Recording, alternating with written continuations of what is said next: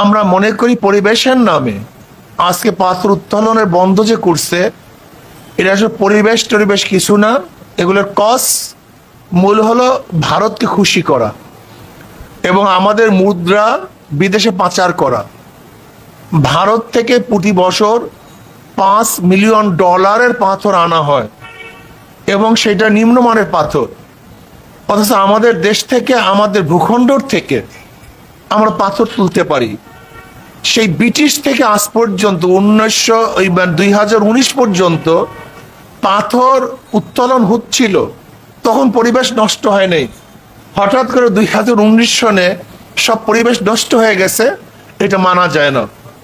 আমি মনে করি এটা ভারতের চক্রান্ত, এটা ভারতের ইশারায় করা হয়েছে, তারা যেন তাদের নিম্নমানের পাথর আমাদের দেশে বিক্রি করতে পারে। এর জন্য আমাদের পাথর তুলতে বাধা দিয়ে মাত্র তাদের ভিতর থেকে পাহাড় কেটে আমাদের দেশে পাথর তারা এক্সপোর্ট করতেছে, অথচ তাদের পাথরের পাহাড় কাটলে পরিবেশ নষ্ট হয় না, আর আমাদের নদীর থেকে পাথর তুলে পরিবেশ নষ্ট হবে কেন? বরং পাথর না তোলার কারণে পরিবেশ নষ্ট হয়ে গেছে। যেমন নদীগুলো ভরাট হয়ে গেছে, নদী ভরাট হওয়ার কারণে সেখানে বন্যা সৃষ্টি হচ্ছে। আপনি দেখেছেন যে সুনামগঞ্জ, সিলেটে কখনোই বন্যা হতো না, এখন বন্যা সৃষ্টি হওয়ার কারণটা কি? দ্রুত গতিতে পানি না নামার কারণ। আর পানি নামবে কিভাবে? যেহেতু পাথর ভরে গেছে আর উত্তোলন করতে বাধা দেওয়া হয়েছে।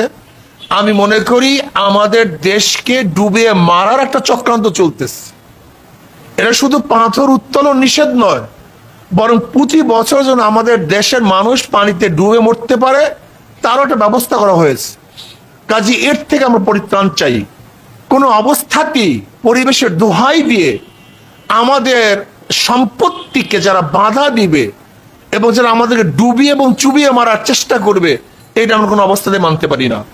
আমি অন্তর্বর্তী সরকারকে বলবো, আপনি অচিরেই পাথর তোলার অনুমতি প্রদান করুন।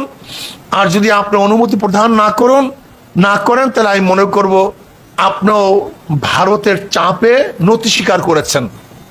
যেহেতু এটা ভারত আমাদেরকে এই আইন করতে বাধ্য করেছে, এটা দেশীয় কোনো আইন হতে পারে না। দেশের লস করে, দেশের ধ্বংস করে, দেশকে ডুবিয়ে পরিবেশের দোহাই দিয়ে আজকে পাথর উত্তোলন বন্ধ করার আইন, এটা বাংলাদেশের স্বার্থ হতে পারে না, বরং এটা ভারতের স্বার্থই হতে পারে। এর জন্য আমি আমার যে সমস্ত ভাইয়েরা আছেন, আসুন আমরা সম্মিলিতভাবে আমাদের দেশের সম্পদ রক্ষা করার জন্য আমরা ইনশাআল্লাহ কাজ করব, কাঁধে কাঁধ মিলিয়ে কাজ করব। যদি আমরা কাঁধে কাঁধ মিলিয়ে কাজ করতে পারি তাহলে আমাদের দেশীয় সম্পদ রক্ষা হবে, পরিবেশ সুন্দর হবে এবং প্রতি বছর